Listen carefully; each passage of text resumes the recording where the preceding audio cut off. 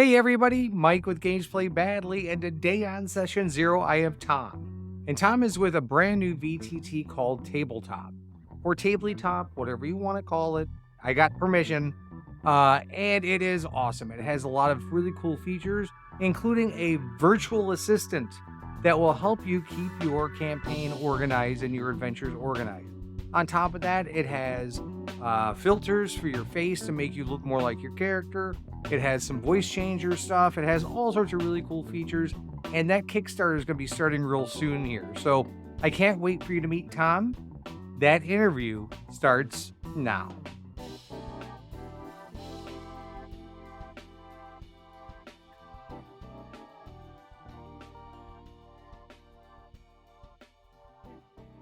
Hey, Tom, how are you? I'm good. How about you, Mike? Good. Tom and I are old friends. We started a D&D group together a couple years ago, I think. We were Yeah, all player folks and had a good time. But now Tom is here with a product that is a virtual tabletop plus called TabylTop, or as I was calling it, TablyTop. I'm dyslexic, so No, we knew that was coming when you drop a Y in there. There's always some ambiguity, but whatever you want to call it, feel free. Right, exactly. So this has been in development for a bit now. We've talked about doing an interview about this for a little bit and finally got a chance to do it. Why don't you tell me all about Tabletop? So really, tabletop was started by a couple guys that I used to work with a few years back. They were a bunch of D&D nerds that had been playing for probably close to a decade or two, and life sort of drew them apart. They started working in technology, basically every kind of engineer you could imagine. We had a software guy, we had a hardware guy, all these different folks who were still trying to get together on a weekly basis to play D&D. Didn't always work, and I think as they got farther apart, they started looking into virtual tabletops, and there really wasn't one that ticked all the boxes. There was some that had video, but you had to fight with the video. There was some that took incredible amounts of configuration and tweaking, but that's fine for the DM or for the tech savvy. But if you got players in there who aren't so much into port forwarding and all that sort of stuff, it tends to cause some problems. So really the idea was to start a virtual tabletop using the newest, or at least easiest to use, audio and video conferencing, stack on all the cool extra features that we could get and make something that was easy to configure. And in this day and age, something that actually helps you prepare for your game. So really, we wanted to make an immersive online experience that rivals or exceeds what you can sort of get in person. I know that there's always the battle of virtual tabletops versus playing in person. And you know as well as I do that it's not always possible to find a group where you are. So there's no reason that the VTT should keep you from that. Yeah, you and I had we have hands-on experience with this because our group obviously is virtual because you're on the coast. I'm in the middle of the United States. Yeah. Mac was on the coast. We had people from all over. And it was difficult because we had, we were trying to do something with something that was inexpensive. So we weren't like breaking the bank. And then what you ended up getting with those free tools was unavailability. So, our Mac product that we were using for a long time didn't work half the time, or, did some weird things where maps would just disappear and things like that. So having a reliable Roll20 alternative is good. So we're talking about Roll20 now. Roll20 obviously has all of their licensing and everything with Wizard of the Coast for all of their content. What are you guys going to be doing around that? So really, it's a strange environment for VTTs nowadays, with D&D Beyond being combined with WotC and the announcement of their VTT. Nobody quite knows what's going to happen to officially licensed content in the next year, 2 years, depending on when that launches. Thankfully, making a stable VTT and getting our audio and video and the filters working was priority one. Right now, we're working with a lot of sort of smaller content creators and trying to find a way that works to upload their content. The official content will come hopefully post Kickstarter. We definitely love to integrate with everything we can, get the content directly in there. But I think what we're really shooting for right now is making an easy platform And I don't want to get too far down the roadmap here, but making something that makes it very easy and very efficient to get content in. A lot of the folks that we've talked to sort of get into a bind loading content into 5 or 6 different marketplaces. You've got the Roll20 marketplace, you've got DM's Guild, you've got Drive-Thru. They all have different formats, they all have different requirements. And really, we wanted to make something that would be easy to do that. We've got some tools baked in. We've got other tools that we're working on, essentially to try and get content in easily. And really, if you could hand Tabletop a PDF, we want to get to the point where you can take that PDF, scan everything on it, pull out the stat blocks, pull out the important bits, and then just make those clickable. So you're not spending hours copy and pasting, formatting, rewriting things. You're just feeding it the PDF that you've already got formatted for in-person use and getting it launched on Tabletop.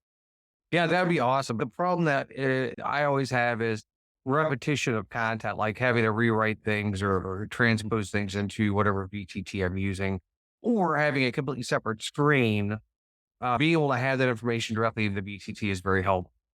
Now, I know that, you were talking about video and filters. That's one of your one of the big things that I've been seeing is that people can customize their own filters for their webcam streams into the VTT to better mirror what characters are playing. Yep. So Tabletop has basically the same technology as Google Meet right now.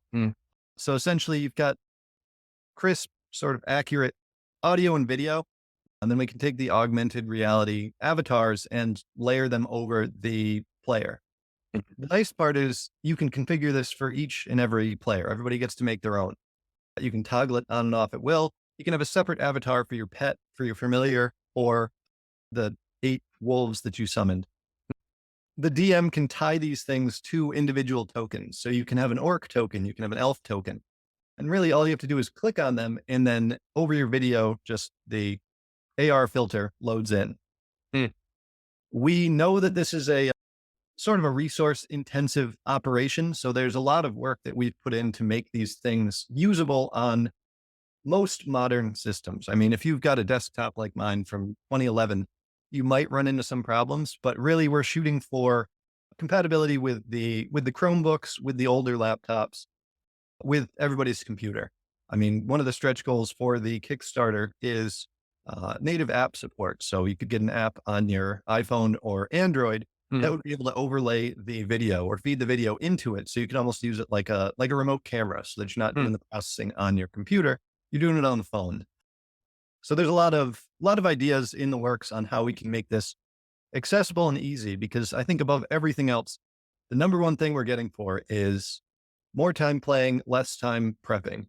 And that includes prepping the VTT, prepping your computer, and prepping the 75 tabs that anybody who's run a game usually has going when you start your game. So really, we want to cram it all into Tabletop so that you can just open Tabletop, have your prep ready, audio and video just works, and you get going. So I'll go back some years, obviously before all the digital stuff came out. It was a manual process of writing everything down that you wanted, your stat blocks, everything, making sure you had all these notes. I think it's almost even more complicated in the digital age because I have more tabs open than I know what to do with. Absolutely. I mean, I'm in the same boat. Every game that I've ever run, save 1 or 2, has been online. I don't know if that's a good thing to admit, but it's the truth of it. And I think for every single one of them, you've got your VTT, and you've got 6 other tabs. You've got your note program, you've got Discord, and you've got everything else that goes with it. So as long as everything works, and as long as you've done it 150 times, it goes well. But there's no reason we should need 3 or 4 monitors and 10 different tabs to run it. Yeah, I think all the DMs out there are feeling the same pain, because what ends up happening is when you have to go search for information or figure out what tab you're on or whatever, like you could be you're going to a major boss fight, you built this up for weeks, it's a big role playing moment, and then you're like, hold on, now I've got to go through and get all this stuff together, and it takes 10 minutes. Yep. Yeah. And you lose the stat block's on the wrong tab, you close the wrong tab, or you look at it and you say, oh shit, that's the stat block for the goblins. That's not the big bad. Right. Yeah. Flipping through it. So we do have a couple other things planned to help with that. One of the things that we're sort of excited about is the virtual assistant. Merlin with a Y, because it's tabletop, is essentially going to be an intelligent assistant. Essentially, you'll be able to type questions similar to like the chat bots and things like that, but it'll be able to parse through the stat blocks, the notes you've taken, and everything else like that to pull relevant information up. So it's like having an assistant at your side. I don't want to say like Clippy the tooltip from Microsoft. The Merlin side of things is actually really exciting because it will also look at rules and things for you, correct? Yep. Yeah. I mean, I can't tell you how many times I've been in a game and somebody casts entangle or ensnare or whatever it is, and they say, "No, I'm not stunned. I'm incapacitated." And you think, "What Mhm. the hell's the difference?" Yeah. Having that at the tip of your fingertips there is it makes all the difference. Because I mean, normally that would be another tab in a quick Google search, and then you say, "Okay, you can use your action, but you can't move." Versus skip your turn. So having Yeah, that it's having almost that like right having a there, virtual DM screen, yes, yep. you know? So, I mean, and the players will have access to that as well, I would imagine, right? Yep. Yeah. So it's definitely not going to be a DM exclusive. And I mean, there's just as much prep, maybe not just as much, but there's a lot of prep for players, Mhm. as well as DMs. And I think having that available is going to make a huge difference in just, like I said before, how much time you're actually spending playing the game and Right. shooting the shit with your friends versus Googling and alt tabbing. I know we talked about Merlin, and that would run on a lot of AI to basically parse through all your notes. Mhm. I didn't even cover, we got transcription built in. So when you're running the game and the players are all in tabletop, you've got live transcription of all the players' audio, and that's sort of saved into notes. And we've got summaries that are generated on that session. So as soon as you finish the session, there's some processing that's done, and it spits out a session summary. You can Mhm. train That's on pretty powerful. Yeah, you can train it on different locations, different fantasy names, so that it actually knows what you're talking about and it doesn't just wing it. But Right. that's one of the things that I'm really excited about because I got to say, since we lost you and Sean, the level of note taking has seriously dropped in all games. If we could get that level of summary automatically, that would save a lot of who the hell was this guy or where were Yeah, they? right, right, What yeah. date was it? What time of day was it? Mhm. So that's one of the things that I'm really excited about, just because nobody, well, most people don't want to take notes. There are some really really good note takers out there, but unfortunately, not every game gets one. So that's one of the Right. places that we hope Merlin can help. There are a lot of controversies about AI generated content, AI generated artwork, things like that. But from the AI standpoint, it's basically going through what you already have or whatever the SRD has in it or whatever the game has in it to go ahead and it's basically an intelligent lookup system for you. Yes. Yep. So you could ask for a stat block you've used before. I mean, we've got the whole SRD converted to a digitally available form, Hmm. and that's free for anybody to use. I think it's HTML, JSON, and plain text. So Hmm. I know it's available everywhere in the PDF, but for anybody referencing it in a digital tool, that makes it significantly easier. And that's the same sort of content ingestion system that we've been working on to turn it from a PDF into something that you can use in game, into a stat block that you can pin to your VTT, click on the dice, and they roll on the screen. Hmm. Yeah. Well, I mean, Yeah. that's what we're looking to make things easier and to spend less time doing the just data entry essentially.